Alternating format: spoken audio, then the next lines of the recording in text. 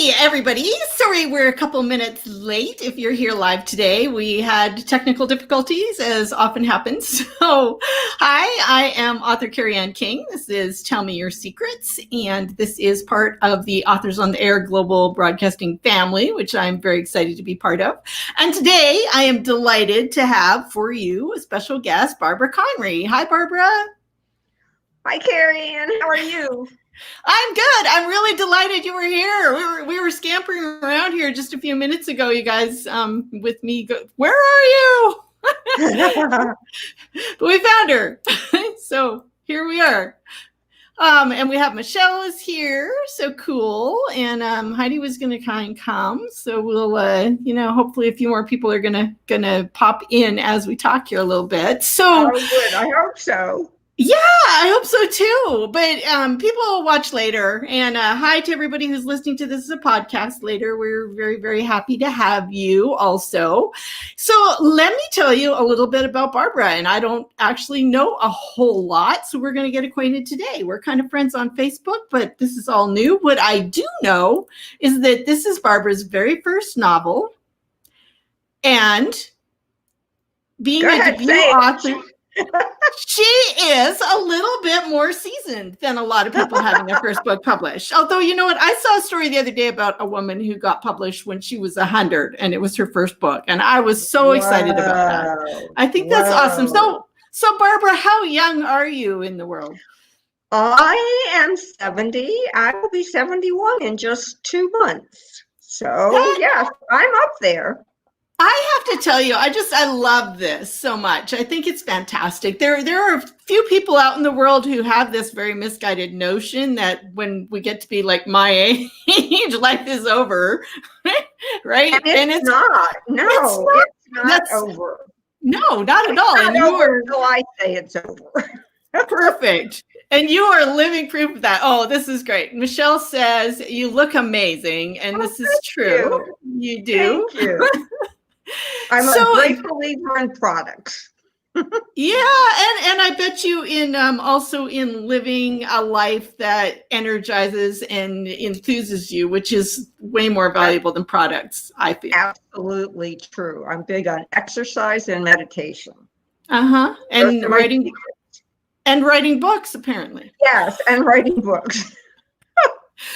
So because we had our technical problems and we didn't get to talk ahead, I don't know the answer to this. Do you have a copy of your book available? Can you show it to us for those who are here watching? Yes, I do. Here it is. My there we go. Of course, it's your favorite book. Nowhere Near Goodbye by Barbara Conrey. Yes. Yeah. And so is this book out in the world now? When was the release date? It released on August 4th. So 2 days from now will be its 1 month anniversary. 1 month anniversary. Go ahead. You were going to say something.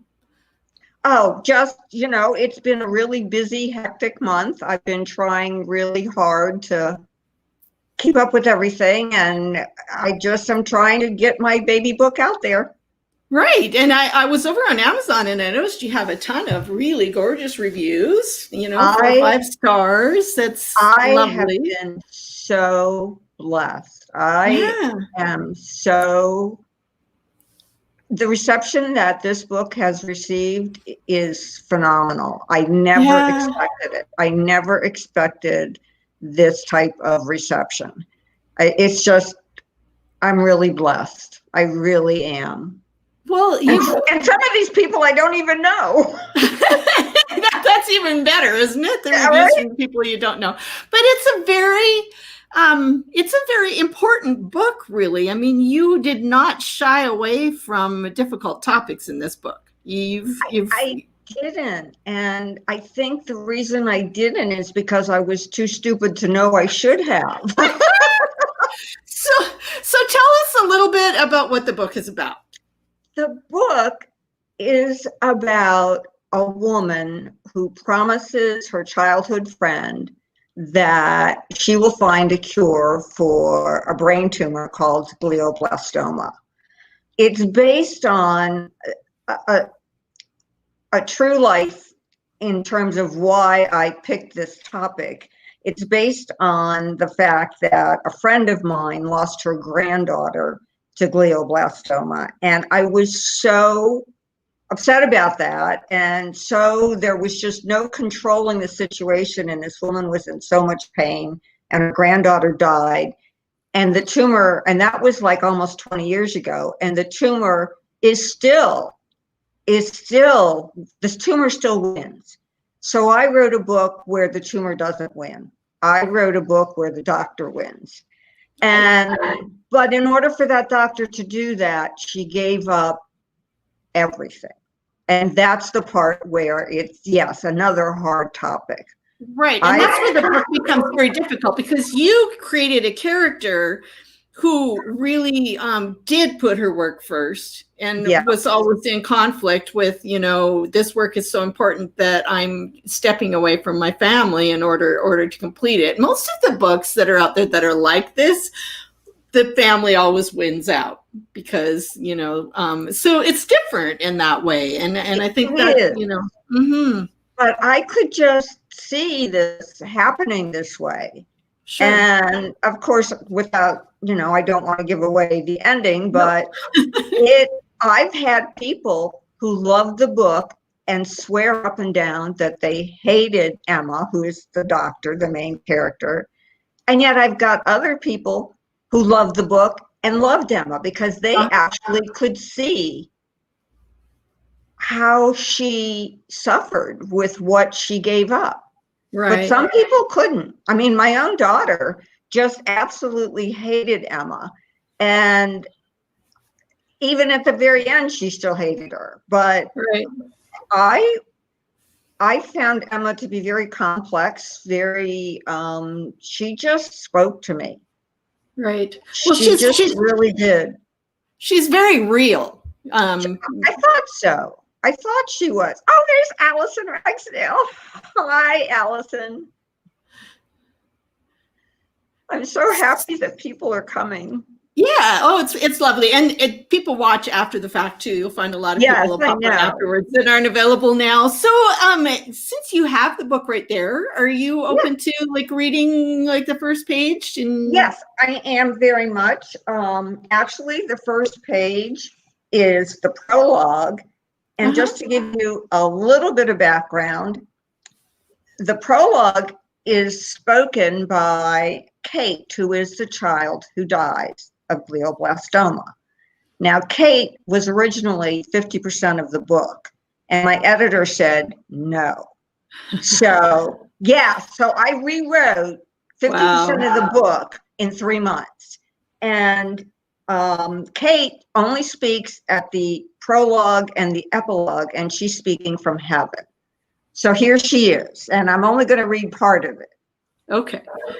My headaches went from not a big deal to the size of Montana. Then my eyesight took a hit. Then my stomach and my equilibrium. And equilibrium, for those who needed it explained, was a word meaning balance. I was unable to stand on my own 2 feet without tripping over them. Mrs. Clark's advanced level reading class was where I first noticed I couldn't see the assignments written on the blackboard. No matter how many times I squeezed my eyes shut, hoping that when I opened them again, I would be able to read the words and numbers written there, all I saw was a blur that didn't mean crap to me. I tried to remember the last time I easily read the board, but I couldn't. And so I did what kids did when they were scared but too stupid to admit it. I hid my symptoms as long as I could. Eventually, fear won out though, and I told my mom I thought I needed glasses. Actually, that wasn't true. I didn't tell her. I made Emma tell her, because that was the kind of friend Emma was. She would do anything I asked her to, no matter what. My mom made an appointment with the ophthalmologist, no simple optometrist for me, to see if I was right, to see if Emma was right and that I needed glasses. That visit didn't go so well. It didn't go so well in that the ophthalmologist, Dr. Wells, examined my eyes for what seemed, even to me, to be a long time. And the longer he looked, the nicer he got. And he was not a nice man. So that must have been an effort for him. Why don't you scoot on out to the waiting room and have Miss Carol's parents on back, he finally said, patting me on the head like I was some little kid. I couldn't get out of there fast enough. Miss Carol, whom I will forever remember for her fondness for skin-tight faux leather pants, also patted me on the head before calling Mom and Dad into the office, which left me alone in the waiting room. Sometimes I didn't do so well alone. I would find myself doing mindless stuff that could be interpreted as destructive. Sometimes I wasn't even aware of what I was doing until the damage stared me in the face. On that particular day, what caught my attention was a loose black thread from one of the little dots sewn onto my chair seat in the waiting room. Pulling those threads out was like peeling dead skin from my sunburned body. I knew I shouldn't, but I couldn't help myself. I'd been taught to respect other people's property, but I picked those dots gone, every last one. I just managed to kick the evidence of my destructive ways into the corner when my parents came to get me. Turned out I didn't need glasses. And that's the first part. You did such a gorgeous job of getting right into her head and her body, and I love the voice. I'm kind of sorry that Kate got cut because I love her. Everyone who read the book before Kate got cut, we practically had a funeral for Kate. I mean, seriously, everybody loved Kate. But I think the editor was right. I had a great editor, and that I will say I'm with a small press. I'm with Red Adept, and they have a great editorial staff. And my editor was really good, and she was right.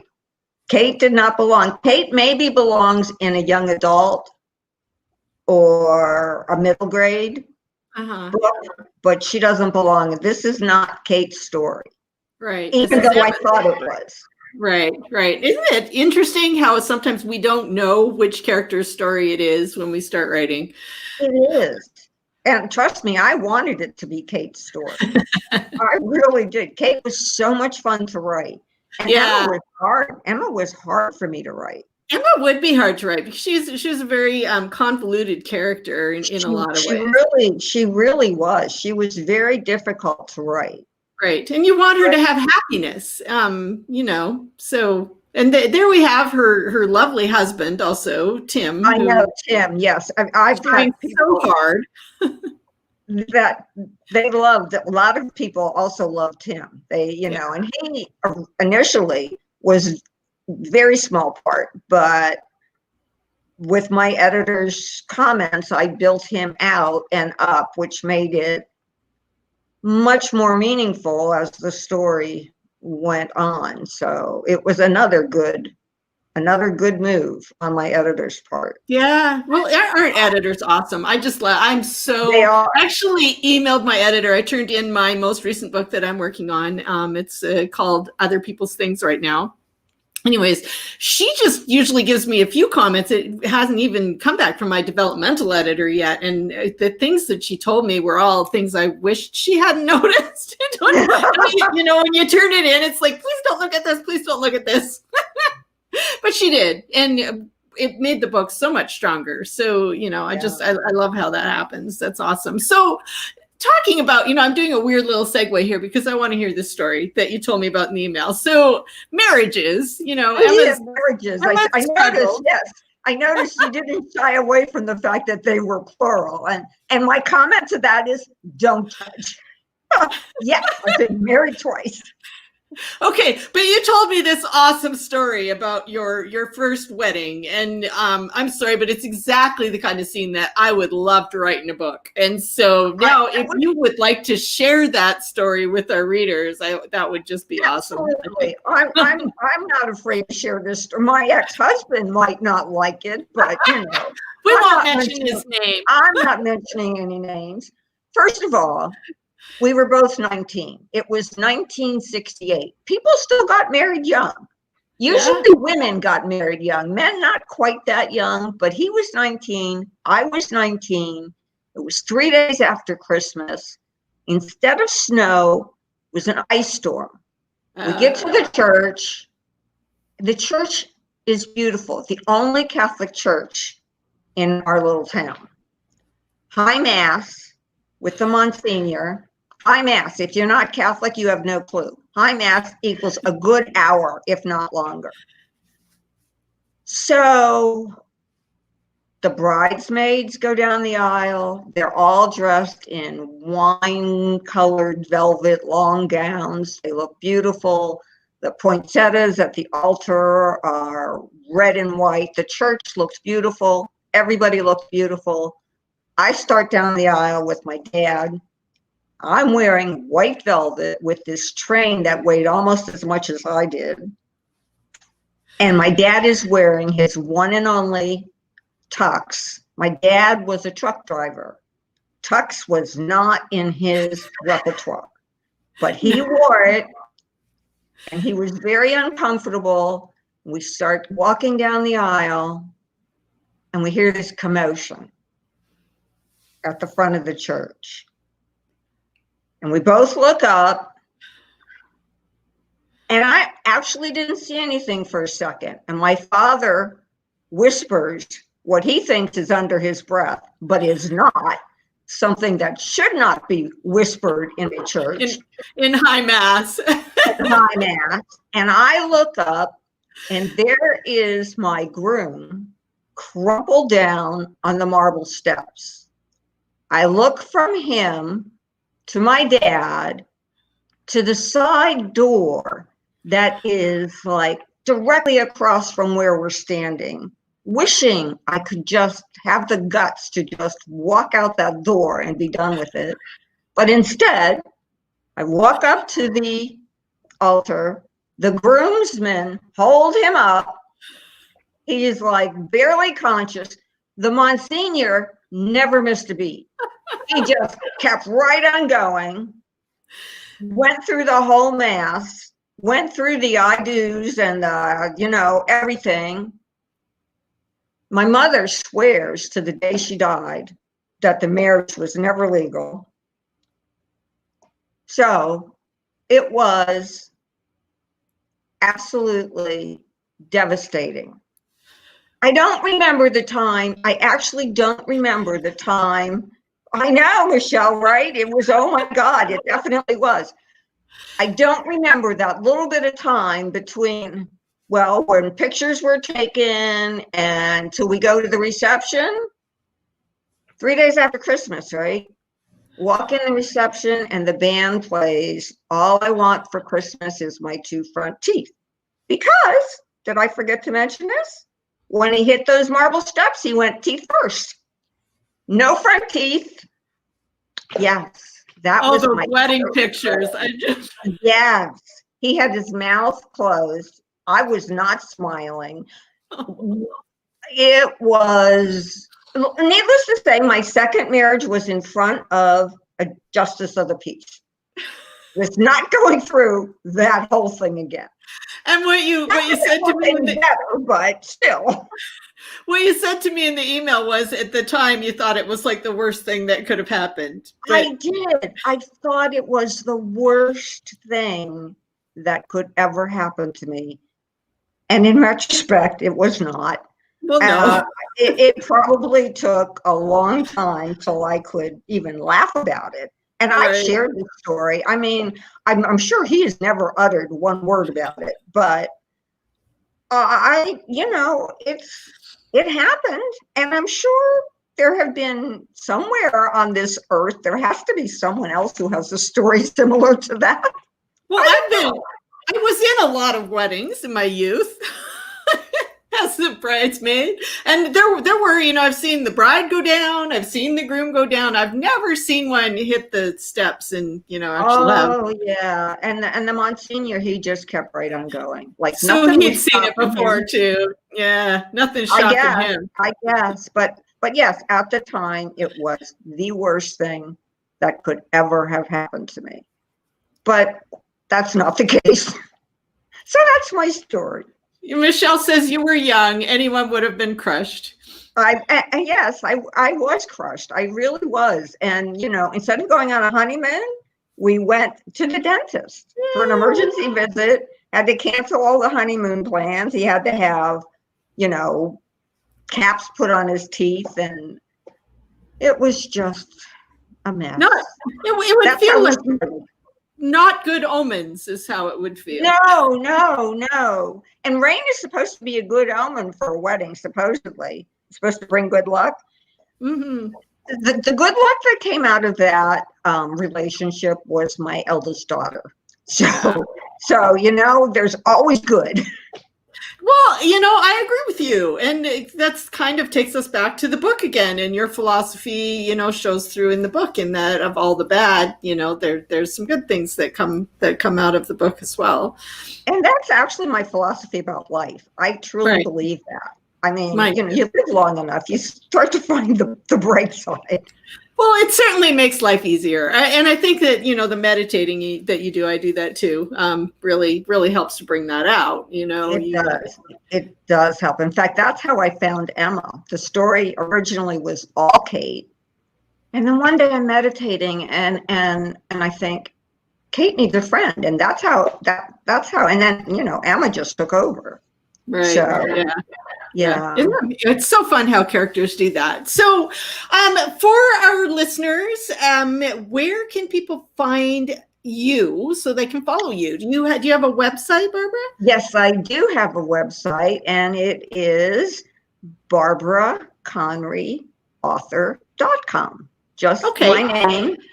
It's my my website, and I'm on Facebook.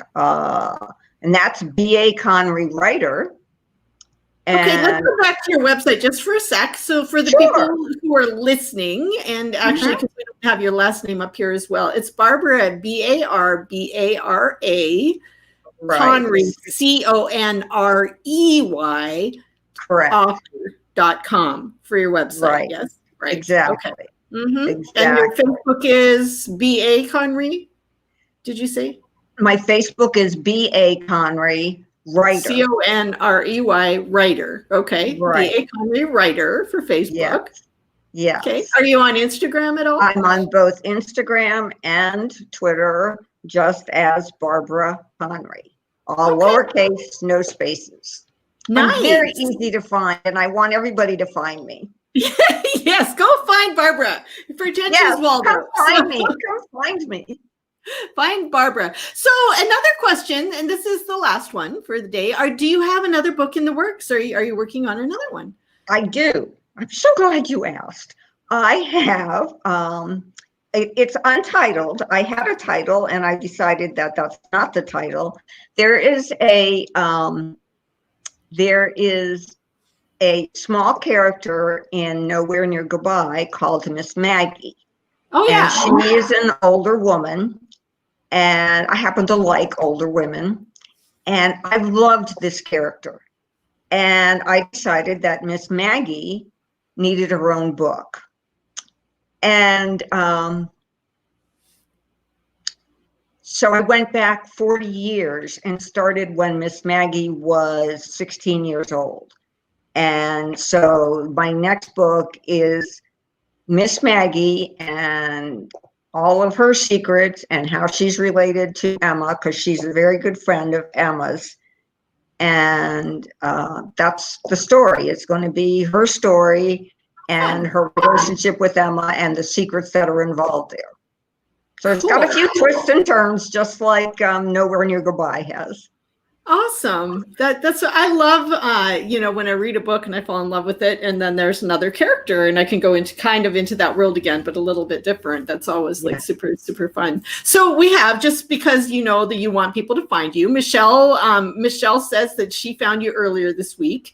And up at the top of this post, it doesn't sound like she made it, but we had Heidi had won a book, one of your books earlier today. So so she found you. Oh, good. I guess I've been doing lots of giveaways, lots of being on the Facebook reader groups. Yeah.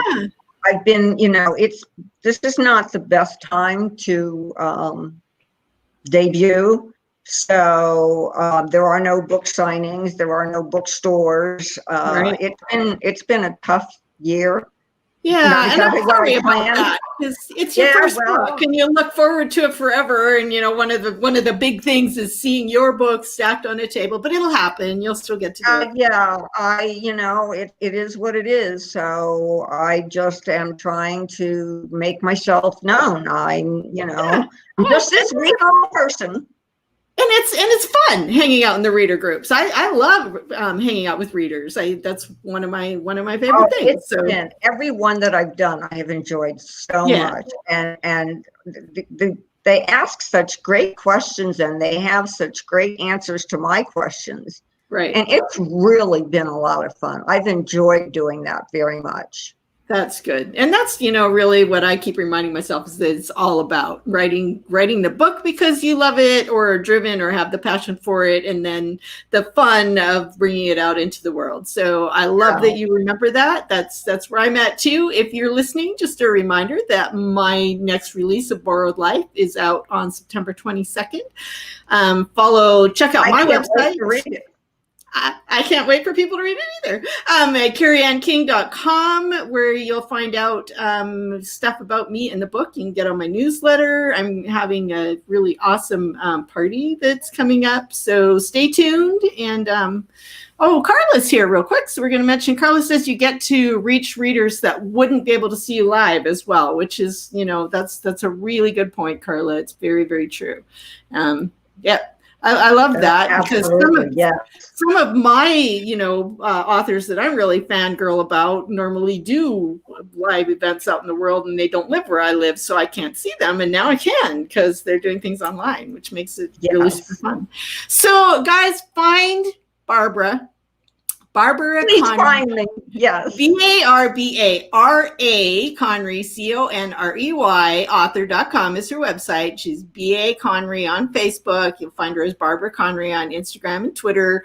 Find the book on Amazon and pop her a line, leave a review, let her know that you loved it. And I will be back next week with another awesome guest. And until then, go read a good book and stay safe out there. Bye, everybody.